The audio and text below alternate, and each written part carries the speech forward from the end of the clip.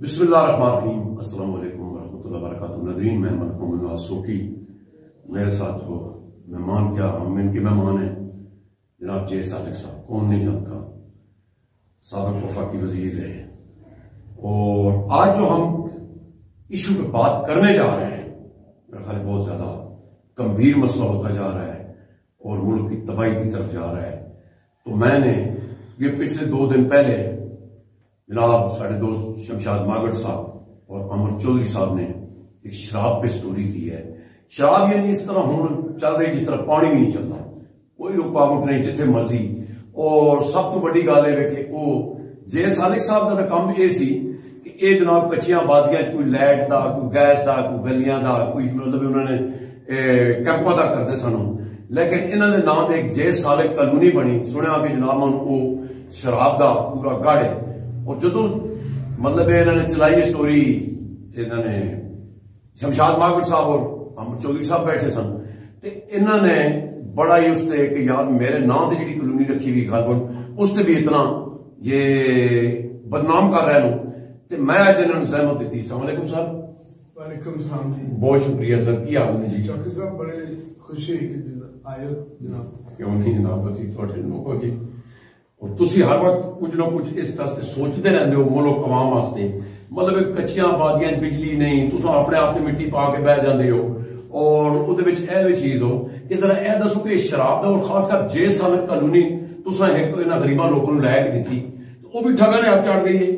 सारे नहीं होंगे, 1-2 मच्छी गंदियां होंदियां तो फिर सारा जाल खराब होता है जी। की फरमाते हो? देखो, मैं तो स्टोरी जो मागड़ साहब ने चलाई है जी जी, मैं उस हवाले नहीं जानना इससे ज्यादा मेरे डिटेल, क्योंकि बहुत चीज है नहीं पता कि उसे लोग केड़ा केड़ा कारोबार कर रहे हैं। जी जी, लेकिन आ इंतजामिया की ड्यूटी है, ठीक है, ਉਹਦੀ ਜ਼ਿੰਮੇਵਾਰੀ है कि अगर कोई इस मुल्क ਦੇ किसी किस्म का नशा ਜਿਹੜਾ ਆ ਤੇ ਪੱਕੀ ਗੱਲ ਹੈ कि नशा बड़ा आम होया है।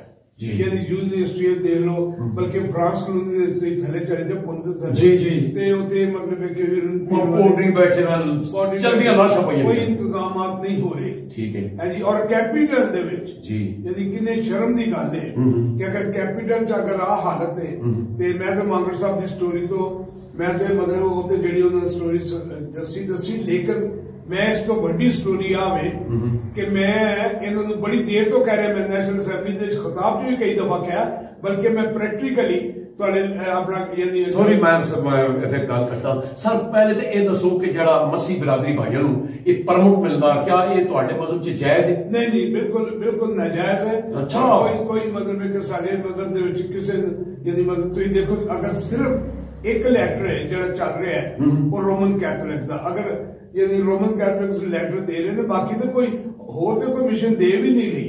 ठीक है, इसका मतलब है कि सिर्फ एक मिशन है, अगर वो भी थोड़ा जो काम किया जाए तो वो भी नहीं देंगे। ठीक है, क्योंकि उन्होंने जब समझाया था कि अपने बिशप साहबान कि ये पीछे की अगर, लेकिन बहरहाल किस्सा कोताब है जी कि साढ़े बिल्कुल जायज नहीं है यदि, और कोई बड़े तो बड़ा चैलेंज यदि करना चाहे बाइबल जो कितने साबित नहीं होता कि शराब हलाल है। अच्छा, हाँ बिल्कुल नहीं हलाल है जी। वो वखरी गल है कि कुछ लोगों ने उसे मतलब बाहर के ममालिक ने मतलब है कि अगर रोम दे पापा आजम ने या बिशप ऑफ कैंटरबरी वगैरह ने तो उन्होंने मुल्क की ਜਿਹੜੀ ਹਾਲਾਤ ਹੈ ਨਾ ਉੱਥੇ ਇੰਨੀ ਸਰਦੀ ਹੁੰਦੀ ਹੈ, ਉਹ ਇਹਨੂੰ ਮਤਲਬ ਇੱਕ ਨਾਰਮਲ ਯਾਨੀ ਕਿ ਮਤਲਬ ਇੱਕ ਆਪਣੀ ਹੀਟ ਸਮਝ ਵਾਸਤੇ ਇੱਕ ਨਾਰਮਲ ਉਹਨੂੰ ਮਤਲਬ ਲੈਂਦੇ ਨੇ। ਅੱਛਾ, ਐਕਚੁਅਲੀ ਤੇ ਆ शराब ਤੇ ਇਹਨੂੰ ਬਾਅਦ ਚ ਮਤਲਬ ਕਿ ਯਾਨੀ ਬੇਸਿਕਲੀ ਤੇ ਲੋਕ ਮੈਂ ਸਮਝ ਕੇ ਨਾ ਮੈਂ ਸਮਝ ਕੇ ਸਿਹਤ ਵਾਸਤੇ ਜਿਹੜਾ ਸੀ ਉਹ ਵੀ ਇਹਨੂੰ ਇਸਤੇਮਾਲ ਕਰਦੇ, ਲੇਕਿਨ ਬਾਹਰ ਸਾਡੇ शराब ਜਿਹੜੀ ਹਰਾਮ ਹੈ, ਇਹਦੀ ਕੋਈ ਸ਼ੱਕ ਨਹੀਂ। लेकिन इस्लाम शराब हराम है। आप मुल्क इस्लामी जमहूरिया पाकिस्तान। अच्छा सॉरी, मैं बात कर रहा हूँ, बिल्कुल आप सही फरमा रहे हैं। आप तो वजीर भी रहे, आपने क्या कुछ इस पे कोई काम किया है? काम मैंने ये है कि जब ये शराब, जब मैं वजीर था तो मैंने यहाँ पर यानी पाकिस्तान में बहुत शहर है, शहर क्या कैपिटल है जहाँ पर खवातीन का लाइसेंस नहीं बन सकता है।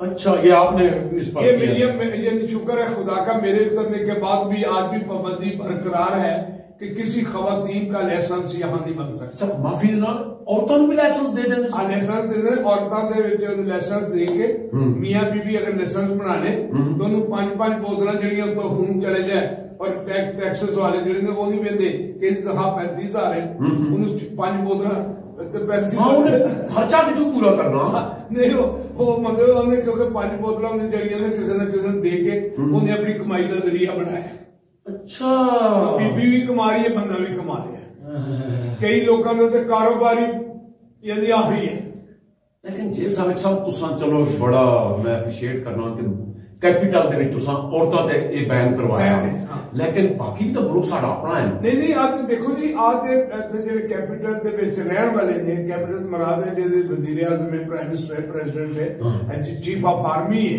बिल्कुल आज उन्हां दा देखो ना मेरा जेड़ा काम है मैं कीता है अच्छा लेकिन इस तो होर जेड़ा बड़ा गंद है वो आवे कि शराब इस्लाम च शराब हराम है ਇਹਦਾ ਨਾਂ इस्लामी जमहूरिया पाकिस्तान जबकि पहला ਇਹਦਾ ਨਾਂ ਸੀ अवामी जमहूरिया पाकिस्तान ठीक है पाकिस्तान ਜਦੋਂ ਬਣਿਆ ਜਦੋਂ ਸਾਡੇ ਕੋਲ ਵੋਟ ਹੈ ਜਦੋਂ ਕਮਿਟਮੈਂਟ ਹੋਈ ਜਦੋਂ ਦੇ ਚਾਰਟਰ ਉਦੋਂ अवामी जमहूरिया पाकिस्तान बाद ਚ ਇਹਨੂੰ इस्लामी जमहूरिया पाकिस्तान है लेकिन शराब हराम है और ਉਹਦੇ टैक्सेस ਦੀ कमाई ਜਿਹੜੀ है वो सारे हलाल बजट में शामिल करके सारा बजट हलाल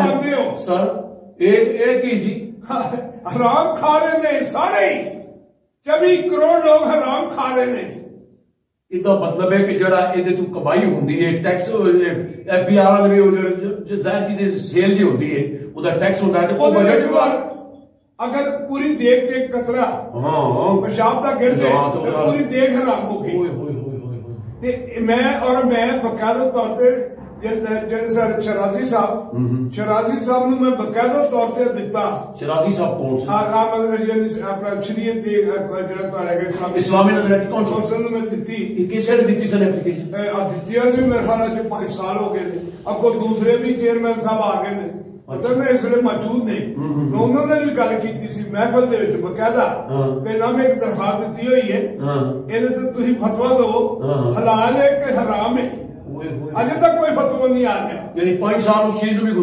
गुजर गए ने यानी तुम सब हराम खा रहे हो हराम खाने के बाद तुम किस तरह तवक्का रखते हो कि मुल्क बरकत पाएगा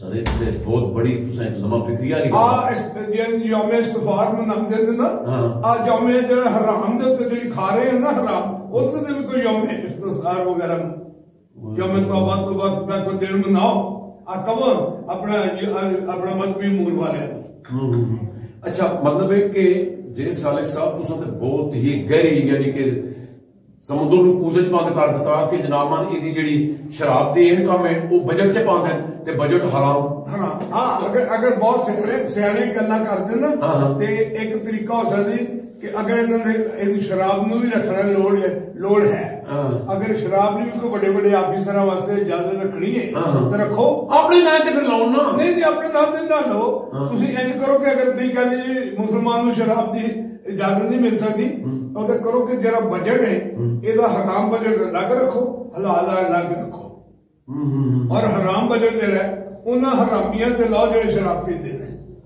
क्या बात है क्या बात है क्या बात है और की देखो जी ਅਸੀਂ ਤੇ अगर मतलब मजहबी तौर पर जो भी है असि जेडे मसीह कौम आ गरीब कौम आ असि तो अफोर्ड ही नहीं कर सकना जी पानी अफोर्ड नहीं कर सकते बिल्कुल नहीं कर सकते तो शराब की गल करते सही है तो साढ़े दिमाग इसलिए सुबह निर्णय कलेजे समझो निर्णय कलेजा ही है क्योंकि अजे खा के अजे नाश्ता हमने किया अजे पूरी तरह खत्म नहीं होया निर्णय कलेजा ही है ना सही गल है निर्णय कलेजे तो साडी टेंपो जेडी है ना वो चेक करना है कि ਅਸੀਂ ਕਿੰਨੇ ਕੁ ਜਜ਼ਬਾਤੀ ਹੋ ਸਕਦੇ ਸ਼ਰਾਬ ਦੇ ਕੇਸ ਉਤੋਂ ਜੇਲ੍ਹ ਦਾ ਰੱਖਣ ਨੂੰ ਇੱਕ ਨਵਾਂ ਕੇਸ ਕੱਟਾ ਖੋਲ ਦਿੰਦਾ ਔਰ ਫਿਰ ਤੁਸੀਂ ਉਹਦਾ ਨਾਂ ਜਿਹੜਾ ਲਿਖਿਆ ਹੋਇਆ ਉਹ ਬੰਦੇ ਦਾ ਤੁਸੀਂ ਨਾਂ ਕੀ ਕਹਿ ਰਹੇ ਅੱਲਾ ਰਹਿਮ ਅੱਲਾ ਰਹਿਮ ਅੱਲਾ ਰਹਿਮ ਉਹਦਾ ਮਤਲਬ ਉਹ ਕਹਿ ਰਿਹਾ ਕਿ ਅੱਲਾ ਰਹਿਮ ਕਰੇ ਤੁਹਾਡੇ ਦਾ ਕਰੇ ਕਿਉਂਕਿ ਤੁਸੀਂ ਰਹਿਮ ਖਾ ਰਹੇ ਹੋ ਸ਼ਰਾਬ ਤੋਂ ਵੇਚ ਰਹੇ ਹੋਏਗਾ ਉਹ ਵੇਚੇ ਪਏ ਮੈਨੂੰ ਨਹੀਂ ਪਤਾ ਲੇਕਿਨ ਟੈਕਸ ਤਾਂ ਤੁਸੀਂ ਲੈਂਦੇ ਪਏ ਨਾ ਅੱਲਾ ਮਾਫੀ ਨਾਜ਼ਰੀਨ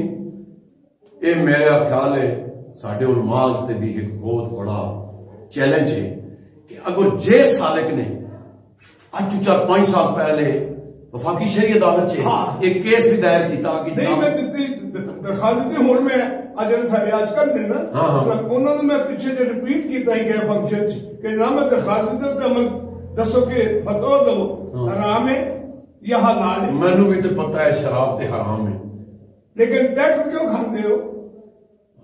तो फिर तुसी फरमा रहे हो जे सादिक साहब कि ये तुसी हराम खाते हो। देखो गल ये कि मसीह बिरादरी भी अगर शराब हराम है तो परमुट कैसा इस्लामी मुल्क दे रहा? इस्लामी मुल्क की अपनी मर्जी है ना। बहुत शुक्रिया जी। नाज़रीन तुसी मैनू दसो कितने कितने उलमा, कितने कितने मतलब मैं केड़ा केड़ा लफ्ज, मेरा तो छोटा मुंह तो बड़ी गल है, लेकिन अगर इब्तदाई इदी एक बिल्डिंग की तलू बुनियाद ही नहीं है ठीक, तो वो बिल्डिंग किमें खलोवेगी? और अगर जे सालिक एक बंदा अपने दौर में जो वफाकी वजीर है तो उन्हें बैन करवाया कि औरतों को कम अज कम नहीं दे। अच्छा ये होर भी तो कई फिर मसले मसाइल हो सकते हैं, ए जो कुछ चल रहा है, शराब फरोश होते हैं, मतलब है कि एक बंदा उन्हें वैसा तो दुनिया को पता होता है, लेकिन एक पर्दा बनाया होता है कि जी अल्लाह बेटा देखी ने बाहर बंदा नहीं ये मतलब एक दिन डीलर शराब वो पुलिस को नहीं पता होता है, सारी पुलिस को पता है। मैं समझना कि हालांकि इस मुल्क का इस्लामाबाद का कैपिटल का IG साहब बहुत नहाय शरीफ आदमी है। अच्छा, यकीन जाना। अच्छा, मैं क्योंकि जाती तौर पर भी उन्हें जानना, अच्छा, और पर्सनली मुलाकात भी मेरी, ठीक है।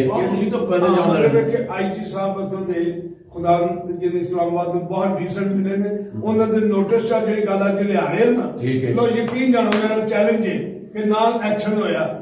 बड़े बड़े बड़े यानी गुंडे यानी जो थले बैठे ना, थले ऐसे जो छोटी इंतजामिया वो पता उन्होंने कोई कैलिबर नहीं होता, यानी किस तरीके नाल आए ने। बहुत सारे लोग तो मेरे को ASI बन लिया 4-4 लाख रुपए लैके, हूं जो ASI मेरे टाइम बड़े होएगा 4 लाख दिता होगा, कितना बड़ा करप्ट ऑफिसर बन गया होगा। 30 साल बाद तो मतलब रिटायर हुआ मैं मरा होगा, वो तो बड़ी कितनी बड़ी पोस्ट तो चले गया। उन्हें करप्शन के कीती उसी के बड़े अजे भी तुसी मैनू फोन कर देंगे कि जनाब FIR दे विच असीं तां 10-12-15 लाख अजे भी करप्शन हो रही है। नहीं वो तो होगी कि वो तो सरेआम नजर आ रही है। ऑफिसरां दा कंट्रोल करो। अगर मुल्क जिहड़ा है ਅਸੀਂ ਲੱਖਾਂ ਸ਼ਹਾਦਤਾਂ ਦੇ ਕੇ ਮਾਵਾਂ ਦੀਆਂ ਅਜ਼ਮਤਾਂ ਲੁੱਟੀਆਂ, ਬੱਚਿਆਂ ਨੂੰ ਨੇਜ਼ੇ ਤੇ ਸੁੱਟਿਆ ਔਰ ਭਾਈਆਂ ਦੀ ਗਰਦਾਂ ਗਈਆਂ और पाकिस्तान बनाया, लेकिन पाकिस्तान का मतलब क्या? एक गल मैं कहूंगा जी जी, आज मैं नाल क्रेडिट भी कहता जी जी कि मैं हल्फिया बयान दे सकता कि पुलिस रिश्वत नहीं लेती। पुलिस रिश्वत नहीं लेती पाकिस्तान पुलिस रिश्वत नहीं लेती। मैं क्योंकि मेरा हल्का पाकिस्तान पूरा रहा, कराची, पेशौर, लाहौर सब में से पंजाब बलूचिस्तान तो टॉप की था, इलेक्शन जीते 33,000 पुलिस बगैर पार्टियों तो किसी पार्टी की 4 की मैंबरी मैं आ कह सकता क्योंकि मेरे को किसी ने रिश्वत नहीं, थोड़े को नहीं ली ना, तो नहीं ली तो मैं कहूंगा तुसाने को नहीं ली ना, क्यों? बाकी तो चलो अल्लाह करे ना ले, लेकिन निजाम तो सारा सामने है। नहीं नहीं नहीं देखो तुझे देते क्यों? तुझे देने वाला भी मुजरिम है, लेने वाला भी मुजरिम है। सही गल है। किन्ने किन्ने देने वाले ने सजा देती है, चलो ए गल है ना, सजा दो ना देने वाले। ते मैं कह सकता मेरे को अगर नहीं ली तो मैं कसम खा सकता कि रिश्वत नहीं लेती क्योंकि मेरे को नहीं ली। सालिक साहब माफी नाल मुंह ते एक गल होंदी, तुसां नाल गल मैं कदे नहीं जिंदगी तकिया।